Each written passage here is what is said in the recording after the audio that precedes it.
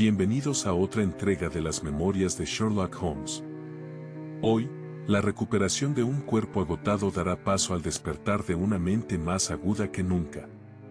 Un robo menor. Un asesinato inesperado.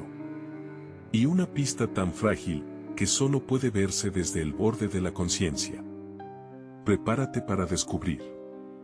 Los hacendados de Reigate, de Arthur Conan Doyle. Capítulo 1. La mente más brillante de Inglaterra estaba exhausta. Y por una vez, incluso Sherlock Holmes lo admitía. Había sido un invierno implacable. No por el clima, que, aunque severo, no lo detenía, sino por la intensidad de un caso que lo mantuvo en vela durante semanas, enfrentado a lo que llamó la más fina telaraña de corrupción gubernamental que haya desenmascarado. Cuando todo terminó, no hubo aplausos. Solo silencio. Y una mirada ausente que me hizo comprender que la victoria, para Holmes, rara vez traía descanso.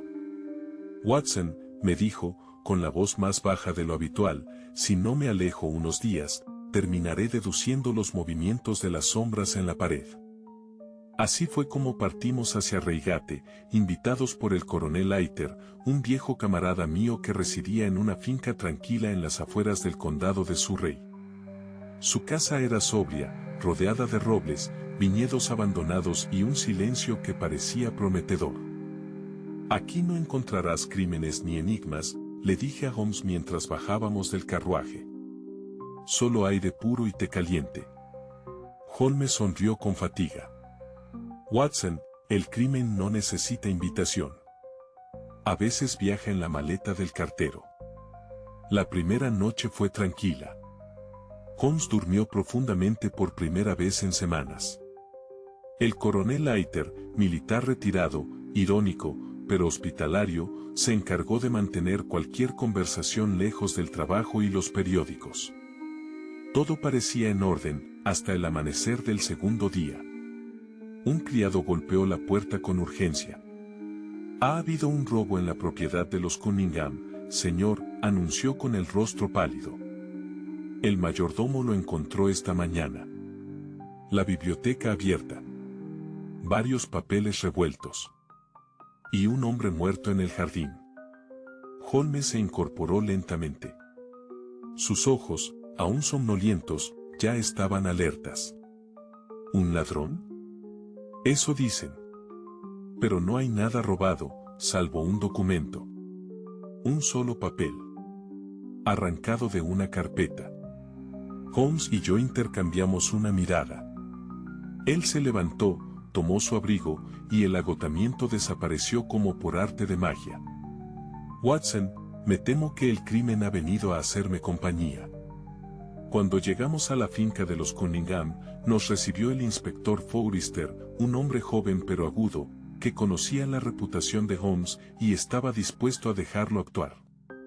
El muerto es un conocido maleante local, explicó. William Kerwin. El jardinero lo encontró con un balazo en el pecho, junto al seto oeste. El arma no ha aparecido. Pero creemos que lo sorprendieron dentro de la casa, y fue abatido al huir. ¿Y el papel desaparecido? Era una carta. Un simple recibo, al parecer. El señor Cunningham dice que no tenía valor. ¿Y usted le cree? Forrester titubeó. Le creo, por ahora. Holmes se inclinó sobre el cadáver. Examinó las manos, los zapatos, el barro seco bajo las uñas. Luego se levantó y miró hacia la casa. No fue un robo, dijo con certeza. Fue algo más. Algo personal. Y el disparo no fue un accidente. ¿Cómo lo sabe? Porque cuando alguien entra a robar y es sorprendido, no suele llevarse un solo papel. El inspector anotó en silencio. Holmes cerró los ojos por un instante. Watson, es curioso. Vine aquí a curarme. Y ahora, estoy deseando que este caso me enferme un poco más. Capítulo 2. Los Cunningham eran lo que uno esperaría de una familia rural inglesa acomodada, reservados, educados y demasiado correctos. Vivían padre e hijo en la finca desde hacía más de una década, sin escándalos ni sobresaltos conocidos. Pero algo en su compostura parecía forzada. Nos recibió el señor Cunningham padre, alto, con el cabello cano perfectamente peinado y una voz que no admitía interrupciones. Su hijo, Alec, un joven de mirada afilada y modales nerviosos, se mantuvo a su lado, como una sombra inquieta. Este asunto ha sido una desgracia, dijo el padre con tono monocorde. Nada de valor ha sido sustraído. El hombre entró por una ventana lateral, fue sorprendido por mi hijo y recibió un disparo cuando huía. Lamentable, pero inevitable. ¿Y el documento robado?, preguntó Holmes. ¿Qué contenía? Un recibo. De una transacción menor. No tenía importancia. ¿Y por qué cree que fue lo único que se llevó? Cunningham no respondió. Alec lo hizo por él, con la voz ligeramente temblorosa. Tal vez lo usaba para orientarse en la casa. Como si fuera un mapa o una guía. Holmes lo miró durante 2 segundos. No más. Pero fue suficiente para que Alec apartara la vista. Curioso, dijo Holmes al fin. Un ladrón sin experiencia entra a una finca rural a plena noche, sin robar joyas, ni dinero, ni platería, pero sí un solo papel irrelevante. Y muere con ese papel aún en la mano. ¿Lo tenía en la mano?, preguntó el padre, más rápido de lo que pretendía. Holmes se limitó a encogerse de hombros. Es lo que suele ocurrir en los relatos, ¿no le parece? Terminada la entrevista, Holmes pidió revisar la biblioteca. La sala era amplia, con estanterías que llegaban al techo y un escritorio central lleno de papeles, bien ordenados, demasiado bien ordenados. No había signos de lucha, ni huellas recientes. Todo parecía haber sido acomodado después del hecho. ¿Quién ordenó esto?, preguntó Holmes al mayordomo. El joven señor Alec, señor. Dijo que el desorden era intolerable. Por supuesto, respondió Holmes. El orden siempre ayuda a olvidar. En la alfombra, Holmes encontró algo que parecía fuera de lugar, una pequeña mancha de tinta fresca, junto a un fragmento desgarrado de papel con borde irregular. Apenas una esquina, pero lo suficiente para distinguir parte de una letra. ¿Puedo conservar esto?, preguntó al inspector. Por supuesto. Holmes lo guardó con cuidado. Watson, el crimen no está en la muerte. Está en lo que se quiso ocultar con ella. Salimos al jardín. El lugar donde se halló el cadáver estaba delimitado con cuerdas. Holmes se arrodilló, tocó el barro, examinó los pasos impresos. El asesino se acercó desde la derecha, murmuró. Pero Kerwin huía hacia la izquierda. Lo que significa que no fue interceptado, sino perseguido. Quien disparó, lo hizo desde la casa. El inspector Forrester frunció el ceño. ¿Entonces no lo sorprendieron afuera? No. Lo hicieron adentro. Y el disparo fue de advertencia. Pero alguien cambió de idea. Holmes se incorporó. Miró a la casa. Esta no es una finca. Es un escenario. Y los Cunningham, actores que han ensayado mal su papel. Capítulo 3. No fue la lógica lo que guió a Holmes durante los días siguientes. Fue algo más agudo, el instinto que se afina tras años observando a los culpables mentir, sin decir una sola palabra. Y en la casa de los Cunningham, el silencio hablaba en exceso. Holmes comenzó a frecuentar la finca como si fuera un huésped más. Paseaba por los jardines, recorría los pasillos con el inspector Forrester, hacía preguntas casuales y sonreía con una cortesía que, en él, solo podía significar una cosa: había detectado el veneno, y lo estaba dejando burbujear. Una tarde, mientras compartíamos té en el salón principal, Alec Cunningham cometió su primer error. Una desgracia, lo que ocurrió con Kerwin, dijo con tono ensayado. Aunque, con su historial, no sorprende. Era cuestión de tiempo que acabara mal. ¿Lo conocía?, preguntó Holmes, sin levantar la vista de su taza. Alec tardó un segundo en responder. No personalmente.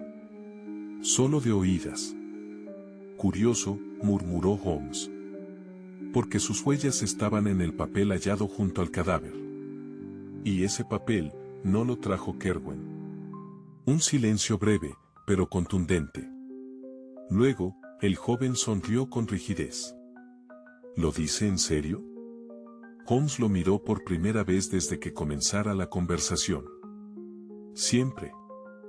Alec se excusó poco después, con una urgencia poco disimulada.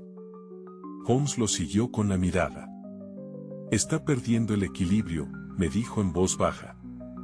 Y eso, Watson, es el mejor aliado del investigador. Esa noche, Holmes pidió revisar de nuevo la biblioteca. Esta vez, solo. El coronel Leiter consiguió la autorización, y lo acompañé con una lámpara de aceite mientras inspeccionaba cada borde, cada marco, cada rastro olvidado por la escena fingida. Fue en el tercer cajón del escritorio donde lo encontró, un doble fondo. Dentro, un sobre arrugado con fragmentos quemados de un documento. Las cenizas aún olían a tinta fresca. Holmes los esparció sobre el tapete con la delicadeza de un restaurador. Parte de una fecha aún era legible, 3 de abril, 18. Y al dorso, una firma.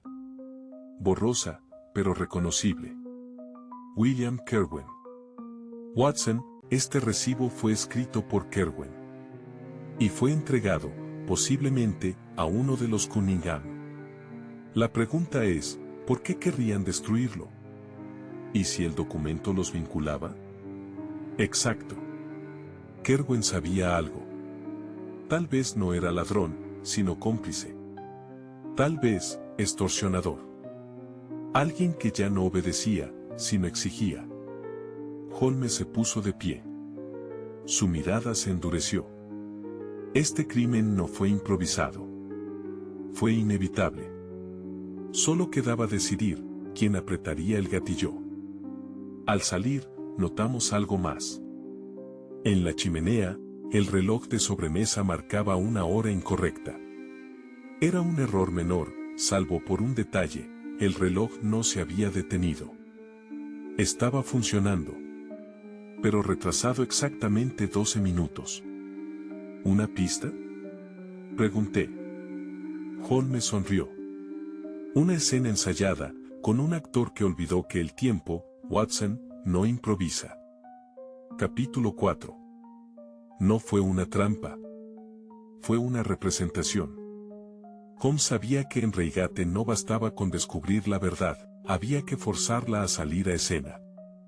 Y para ello, necesitaba que uno de los actores principales perdiera el control del libreto. Alec Cunningham está al borde, me dijo mientras caminábamos por los terrenos exteriores de la finca.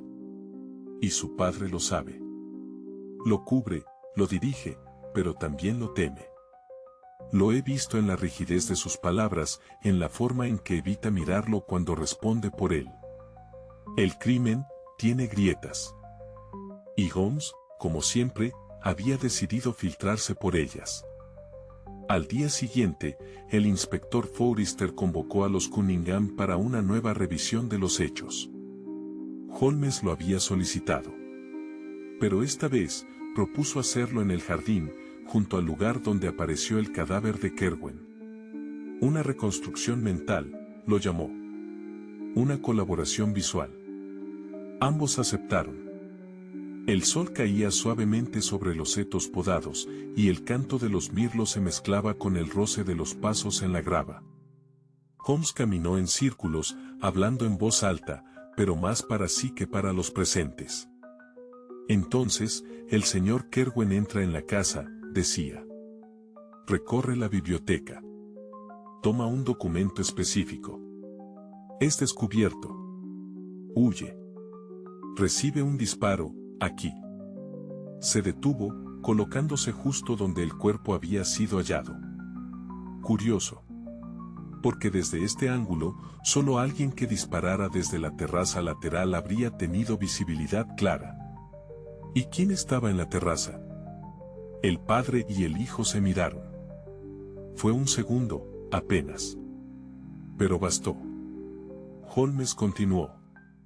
Y el documento no era solo un recibo. Era una prueba. Una amenaza. Quizá Kerwin no quería robarlo. Quizá quería que supieran que lo tenía. Entonces sacó algo de su bolsillo. Era el fragmento rescatado del doble fondo del escritorio. Reconozco esta letra, señor Alec.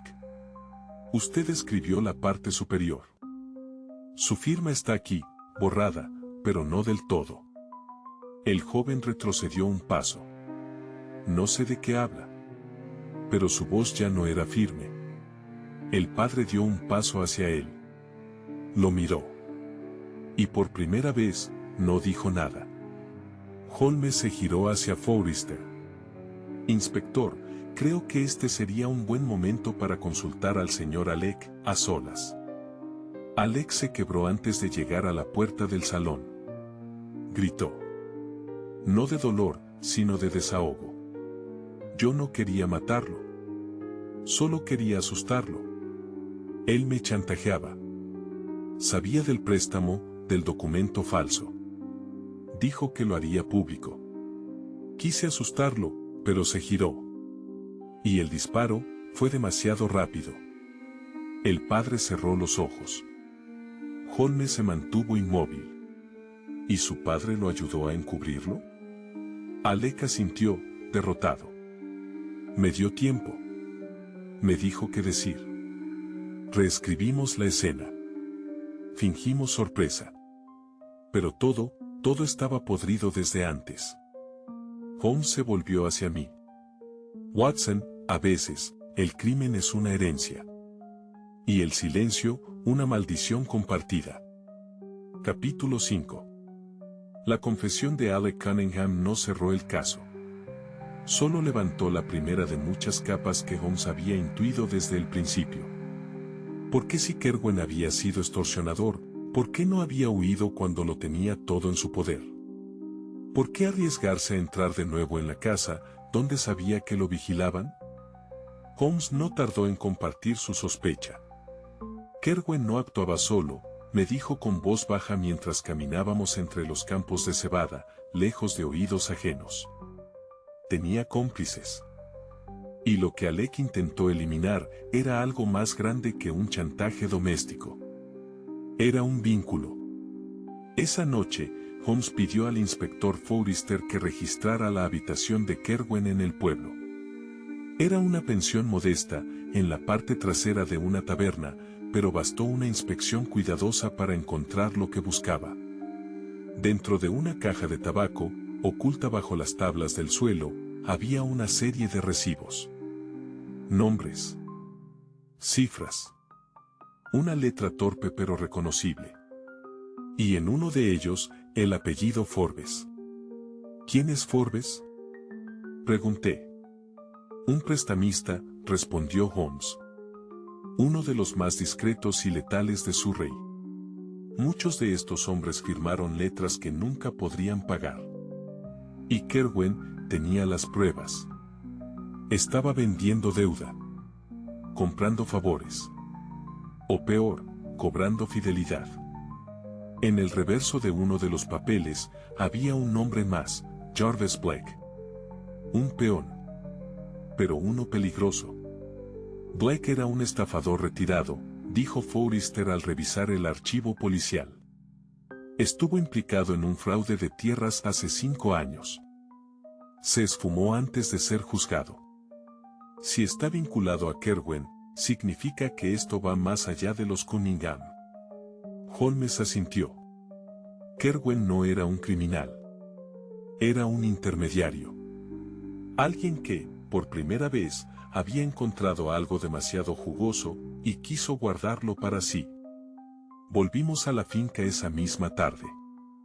El padre, señor Cunningham, se había encerrado en su despacho desde la confesión de su hijo. se negó a recibirnos. Pero Holmes, como siempre, no necesitó verlo para entenderlo. Él también estaba endeudado. Lo supe desde que lo vi mirar con tanta atención el reloj de la biblioteca y tan poca atención a la ventana desde la que supuestamente disparó su hijo. Quería que creyéramos que Alec actuó solo. Pero el recibo de Kerwin estaba firmado por ambos. El inspector frunció el ceño. ¿Y entonces? Entonces no disparó. Pero sí mintió. Y su silencio mató tanto como la bala. Holmes guardó los papeles hallados en la pensión con cuidado, luego se dirigió a mí en voz baja: este caso, Watson, no es un crimen, es una red. Una de esas telarañas invisibles donde cada hilo lleva a otro. Y si tiramos demasiado fuerte, podríamos no querer ver todo lo que cae. Capítulo 6. El nombre Jarvis Blake no figuraba en el registro actual de habitantes de Reigate. Pero para Holmes, la ausencia de un nombre en los libros oficiales era, en sí misma, una señal reveladora. Cuando un criminal desaparece de los registros, dijo mientras revisaba un plano del condado, no es porque se haya ido, sino porque se ha camuflado. Fue así como dimos con Hawthorne Lodge, una propiedad rural situada a 3 kilómetros al noreste de la finca Cunningham. Un lugar apartado, con ventanas tapiadas y un único inquilino, un tal James Baldwin, que pagaba en efectivo y no recibía visitas. Blake, dijo Holmes apenas vio el edificio. Sin duda. Acompañados por Forrester, nos acercamos a la casa. Holmes no tocó la puerta. Rodeó la construcción y examinó la tierra húmeda junto al cobertizo trasero. Había huellas frescas, algunas aún marcadas en zigzag por el paso de un carro.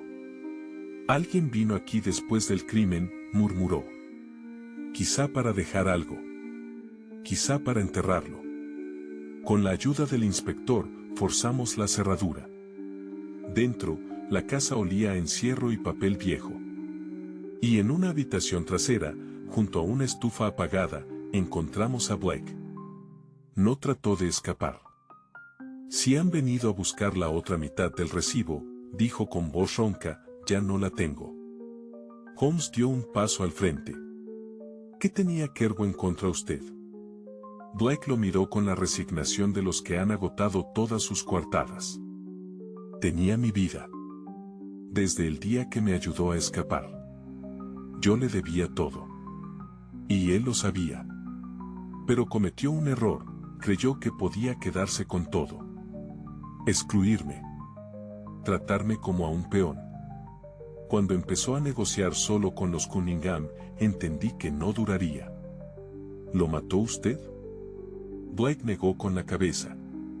No. Pero su muerte no me sorprendió. ¿Y el recibo? Lo rompí. Lo quemé. No quería que el resto supiera cuánto sabía él. Ahora, lo saben todos. Holmes se giró hacia Forrester. Jarvis Blake es testigo, no ejecutor. Pero su testimonio confirma lo esencial: Kerwin actuaba con poder, pero sin aliados. Al romper esa alianza, firmó su sentencia. Volvimos a la finca Cunningham esa noche. Alec permanecía retenido por orden judicial, y su padre no había abandonado su despacho. Holmes entró sin pedir permiso. Jarvis Blake ha hablado, anunció. Y con él, el retrato está completo. El anciano se levantó lentamente de su sillón. Ya no tenía la altivez del caballero rural. Solo el cansancio de quien ha sostenido una mentira durante demasiado tiempo. Kerwin sabía todo, dijo con la voz hueca. Mi deuda. La de mi hijo. Nuestros fraudes. Las firmas. Pensamos que si recuperábamos el papel, si hacíamos desaparecer la prueba, pero el crimen no está en el papel, interrumpió Holmes. Está en la voluntad. Y ustedes la tuvieron, juntos. Y así, bajo la lámpara temblorosa del despacho, los dos hombres que habían intentado salvar su apellido a través del silencio, firmaron su ruina con la única confesión que les quedaba. Capítulo 7. Hay crímenes que estallan en un instante de furia. Y hay otros que fermentan durante años en el sótano de una casa con historia. Lo que Holmes reveló esa noche no fue solo una verdad legal. Fue una verdad moral. Los Cunningham no habían cometido un asesinato por desesperación, sino por orgullo. Kerwin, explicó Holmes mientras organizaba los documentos recuperados, descubrió que la familia había estado falsificando contratos para mantener la ilusión de solvencia. Utilizaban propiedades inexistentes como aval, manipulaban fechas y firmaban en nombre de terceros muertos. Y él, al haber ayudado en ciertos trámites oscuros, tenía pruebas. Muchas más de las que mostraron. Lo más inquietante fue descubrir cómo empezó todo. La decadencia financiera de los Cunningham no era reciente. Venía arrastrándose desde hacía años. Cada generación maquillaba los libros. La fachada permanecía, pero las columnas ya estaban carcomidas. Mi padre empezó con una venta ficticia, confesó Alec, cuando Holmes le pidió reconstruir la historia. Luego, pequeños préstamos con documentos duplicados. Yo seguí su ejemplo. No para robar, sino para proteger lo que quedaba. Nuestra reputación. Nuestro nombre. Y cuando Kerwin amenazó con arrastrarlo todo al barro, decidiste convertirlo en mártir, completó Holmes. Pero lo que más me impactó fue lo que vino después. Holmes solicitó un inventario completo de la finca. Él mismo lo cruzó con las escrituras registradas. Y allí, en medio de cláusulas y márgenes escritos a mano, apareció un tercer nombre, Helen Cunningham. ¿Una hermana?, pregunté. Una hija, respondió Holmes. Ilegítima heredera. Forrester frunció el ceño. Pero no vive aquí. No ha sido mencionada, porque fue desheredada, dijo Holmes. Expulsada por haberse negado a firmar uno de los documentos falsos. El padre la borró. El hermano la culpó. Y Kerwin la buscó. Tal vez por interés. Tal vez por justicia. Encontramos a Ellen en un pueblo cercano, viviendo con modestia, trabajando como institutriz. Cuando oyó el nombre de Kerwin, se quedó inmóvil. Vino a verme hace semanas, nos dijo. Me habló del pasado. Me preguntó si sabía lo que mi padre había hecho. Le dije que sí. Que por eso me fui. ¿Le entregó pruebas? No. Solo le dije que hiciera lo que creyera justo. Que yo ya no tenía nada que salvar. Holmes la escuchó con atención. Luego se inclinó con una amabilidad que rara vez mostraba. A veces, los que se alejan son los únicos que ven con claridad. Esa noche, ya en la posada, Holmes escribió en su libreta una sola frase: el crimen no fue matar a Kerwin. Fue construir una mentira tan grande, que solo la muerte pudo desmontarla. Capítulo 8. Al amanecer del día siguiente, Forrester llegó con un sobre arrugado que había sido encontrado bajo una losa suelta en la habitación de Kerwin, en la pensión del pueblo. No tenía sello ni dirección. Solo una palabra escrita con trazos firmes: Ellen. Holmes lo tomó en silencio. No lo abrió de inmediato. Lo sostuvo unos segundos, como si pudiera leer su contenido a través del papel. Él sabía que no sobreviviría, murmuró. Este no es un testimonio. Es una despedida. La carta estaba escrita con tinta negra, algo temblorosa, y comenzaba sin saludo. Directa. Desnuda. No busco perdón. Solo que recuerdes que hubo un tiempo en que el nombre Cunningham significó honor para mí. Quise ayudarte. Tal vez demasiado tarde. Tal vez mal. Pero si caigo, al menos caeré sabiendo que tú ya te habías salvado. Holmes leyó el resto en silencio. Cuando terminó, no dijo nada. Se la entregó al inspector con una expresión que yo conocía bien, con pasión contenida. Luego me miró. La culpa no siempre se borra con la muerte, Watson. Pero las palabras, a veces limpian lo que los actos no pudieron. Horas después, Ellen recibió la carta. No lloró. No dijo mucho. Solo cerró los ojos, y la guardó en su bolso sin volver a mirarla. ¿Qué hará ahora?, le preguntó Holmes. Seguir. Como hacía antes. Pero sabiendo que no fui la única que decidió no mancharse. Holmes asintió. Eso también es una victoria. Esa noche, de vuelta en la casa del coronel Leiter, Holmes se reclinó en su sillón, los pies cruzados y la mirada fija en el fuego. Este caso, dijo, fue como leer un libro que alguien intentó borrar línea por línea. Pero las huellas, Watson, siempre quedan en la tinta. Siempre. ¿Crees que la justicia fue hecha? Holmes tardó en responder.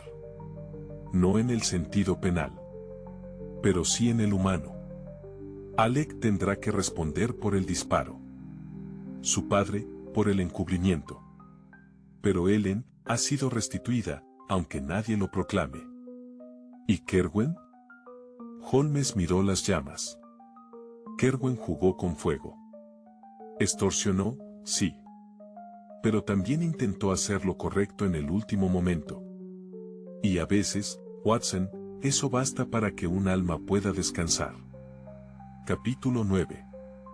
El silencio de los pasillos de la prisión provincial era espeso como una niebla antigua. No había gritos, ni pasos, solo un rumor lejano de cadenas que nadie quería oír. Alec Cunningham estaba sentado al otro lado del cristal, sin el abrigo elegante ni el aplomo heredado de su apellido. Solo quedaban unos ojos hundidos que, por primera vez, no evitaban los de Holmes. ¿Ha venido a juzgarme?, preguntó con la voz seca. No, respondió Holmes con calma. Solo entender por qué una mentira fue más valiosa para usted que la libertad. Alec no contestó enseguida. Luego, con un tono que no era del todo resignación, dijo, porque crecer con un nombre es crecer con una deuda. No podía permitir que todo se derrumbara en mis manos. Prefería mancharme antes que pasar a la historia como el que perdió la casa de los Cunningham. Holmes lo observó, sin lástima. Sin dureza. Solo con una atención plena.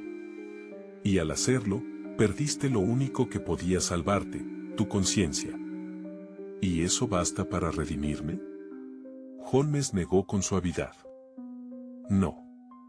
Pero es un principio. La redención no se da cuando uno se arrepiente, sino cuando empieza a recordar que lo hizo por elección. Alec bajó la mirada. ¿Qué pasará con Ellen? Seguirá con su vida. Lejos del apellido. Pero con la dignidad que usted y su padre intentaron sepultar. Un silencio largo se impuso. Luego Alec dijo, gracias, por no haberme humillado. Holmes se levantó. No vine por usted, señor Cunningham. Vine por la verdad. Y por aquellos a quienes usted intentó excluir de ella.